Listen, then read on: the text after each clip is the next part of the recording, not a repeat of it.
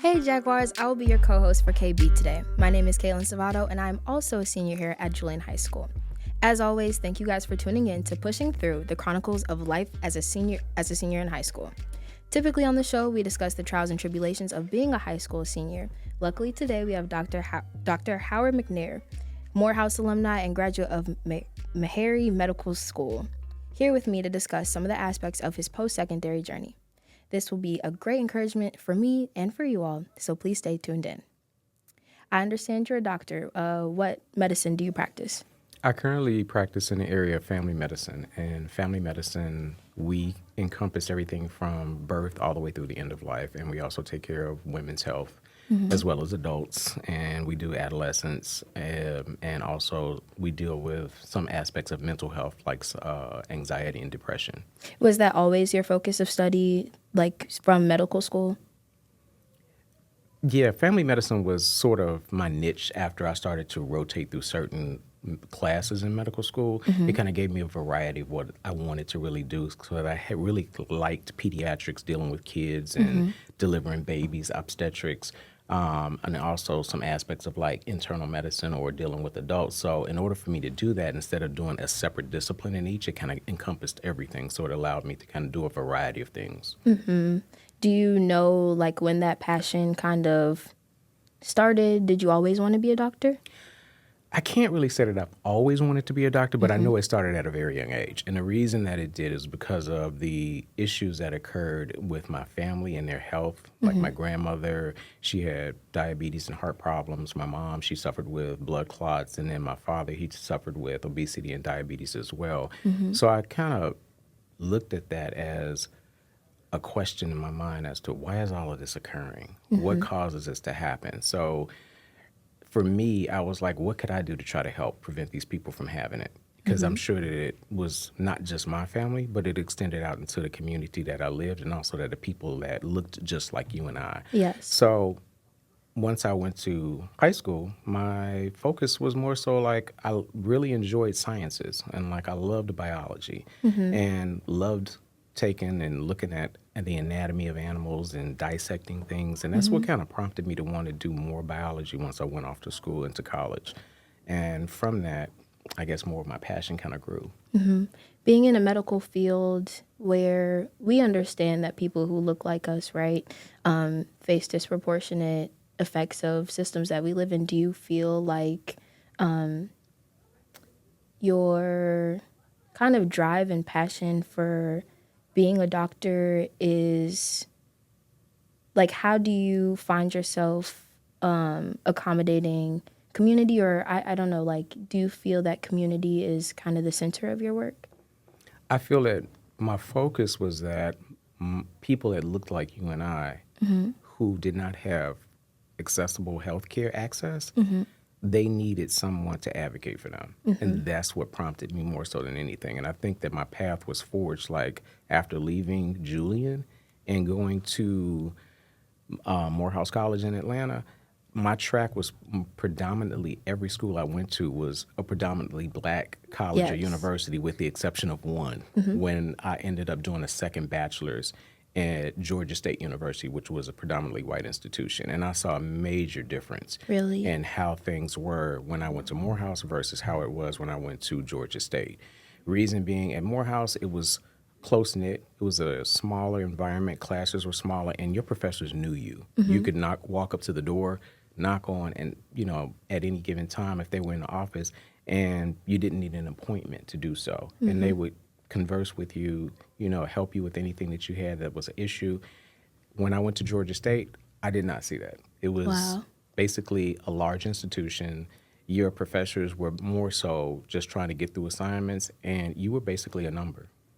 So I didn't feel that connection when I went to a predominantly white institution as opposed to a historically black college. Thus the reason why when I went to medical school, I chose Meharry Medical College because it is an HBCU. Do you feel as if your experiences with going to Morehouse and going to an HBCU was kind of linear or similar to going to Julian? I do, definitely. Well, Predominantly similar. black, you know, south side of Chicago. We were pushed towards excellence, and that's what happened when we went to Morehouse. When I went to the science department and pursued a biology degree, our track initially, when you go into biology or chemistry or in the science department at Morehouse, you're destined to either become a doctor or a dentist. Wow. Or either a researcher, one of the three. So what set apart Morehouse from Julian? Well, Morehouse is institution of, of higher learning. So a lot of it is more of being independent, because when you leave high school, of course, you're still under the aspect of your parents. You still come home. You still have to do, et cetera, what they want you to do at home. And you still have classes that you have to go to when you're in high school. But once you leave the auspices of high school and you go off to college, a lot of this is having discipline on your own, because you have to manage your own schedule. Mom and dad are not there to wake you up. They're not there to tell you, hey, you need to do your homework. This is stuff that you have to inherently learn on your own and be comfortable managing. And sometimes it can be a little bit difficult when you're away from your house, depending on how far you go off to school. Were there any aspects of like your non-academic life that you acquired at Morehouse that you kind of still carry on in your life, or even being a doctor? Non-academic. So we look at social stuff. I would have to say, yeah, I pledged a fraternity. I'm a member of Phi Beta Sigma fraternity. With that, when you're in a fraternity or sorority, you learn brotherhood and sisterhood, and you become close-knit with a lot of different people that come from a lot of aspects of life. But the one commonality is that we learn to give back to our community, and in whatever ways that may, filter out. For us, we have like a little brother group we call the Sigma Beta Club. And so we mentor them, and they may be from different high schools depending on what chapter you're involved in. We mentor them. We try to prep them for life ahead, talk with them, candidly about questions of life that maybe their parents are not able to or uncomfortable to talk with them about, and just kind of guide them through life's journey, because things have changed drastically from how I grew up versus how it is today. I think the strong suit about, I didn't even know that like Morehouse focused on dental and medical school, really. But how was that experience, like just going to Atlanta and being at a predominantly Black college? And do you feel like your field of study would have been different? I mean, you did talk about it a little bit, but would your field of study would have been different, or the trajectory of it would have been different if you would have chosen a PWI? I don't know if I would have been as successful. My field and focus would have been the same, but the support that I received from an HBCU versus going to a PWI, I don't know if it would have been the same. And I probably would say it would not have been, based on my experience of going to Georgia State for that second bachelor's that I'd received. Before attending Morehouse, you started your high school career here at Julian and graduated from Julian. How was your academic experience here at Julian? Academically, we were pushed to pursue excellence in all aspects. Most of my classes were, of course, general classes to include English and literature and et cetera, but my focus that I loved the most was really sciences. But I did get a well-rounded education while I was here, because I was able to delve off into like languages. I took French, I took Latin. I was in a marching band. I was part of the student government. As a matter of fact, I was student government president, and also I was valedictorian of my class. Wow. Do you think that there was support that you received that you want to highlight from Julian, or maybe things that you might have lacked here while at Julian that you want to mention? I don't really know back in that time if I really lacked anything, but I mean, supportive-wise, I was known by most of the counselors. The principal, that was Dr. Oliver at that time. The assistant principal was Dr. Brister. They were, I don't know if it was like they just sort of saw something in me that I didn't see. And so it was pushed to pursue excellence and just persisted, and they pushed me to just do the best that I could do in every class. Do you still keep in contact with those folks, or any friends or any other people that you graduated with? Oh, yeah. A lot of my friends that I graduated with, we still kind of hang together, and we kind of, maybe do outings on the weekend or so. But most of my professors and like Dr. Oliver, most of them have passed. Our current seniors and juniors are really interested in medicine. A lot of them want to be nurses and doctors. What advice would you give to them about going into the field or going into college, wanting to pursue that career? It is healthcare in general, whether nurse, doctor, physician assistant, nurse practitioner, radiology tech. It is at this stage of the game, it's intense. So you want to make sure that you have a type of regimen where you're focused, where you're disciplined, where you're able to be able to block things out and study what is placed in front of you, because it's a lot of material that you have to navigate. It's a long road. It includes just the course of medical school, includes undergraduate, which is usually like a 4 or 5 year program, depending on how far, or how intense your program is. If you're going into the healthcare sciences versus just the traditional sciences of biology and chemistry. And then after that, graduating and then navigating the MCAT if you're doing medical school, which is the medical college admissions test. They have certain criteria to cover you with biology, chemistry, writing, as well as critical thinking. So in order to engage that test and navigate it properly, to be able to have a high score such that you're looked at for a particular school that you're applying, it takes a lot of work.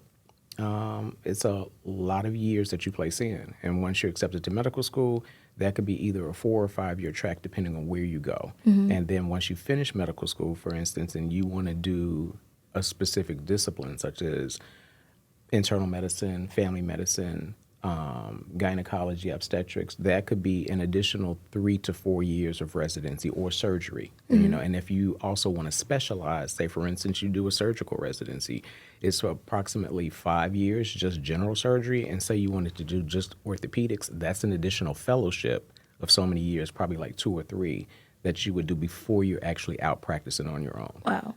So it's a long stretch. Nurses might not be that long. They usually will do, 4 years of college, then nursing school, and they can usually obtain that through their 4 years of nursing school and come out to be a bachelor's in nursing.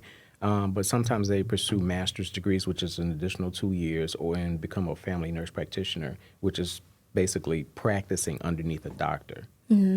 What kept you powered up and fueled up through medical school? My mom is a nurse. My sister is a nurse. Not a nurse, but my cousin is currently applying to law school, and it's just like really, I've seen my sister be so burnt out going into just such an intense field. What kind of kept you motivated as a student? I think it's the way the times have changed. When I was in medical school, we didn't have social media. We didn't have cell phones. So the ability to sit and focus on a particular topic or, a subject, you had no choice. It was that or either you fail, So it was sort of like what I call the do or die syndrome. So it's either you do it or you don't, you die. So I didn't have any other distractions. The difference between when I went to school versus where it is now is this generation has too many social media, access. So they have access to their phone, iPad, and there's so many things that's out there to distract them that it may throw a person off. And things that you can see or stuff that you see on social media, which most of it is not true, it can distract a person. And it can throw them off of, their path or their focus. So I think that's the big major difference. And I think that even in the climate that we're in right now, it's really unique, like politically. As a doctor, are there any unprecedented, circumstances that you've had to kind of prepare for, experience with our current, political climate in America?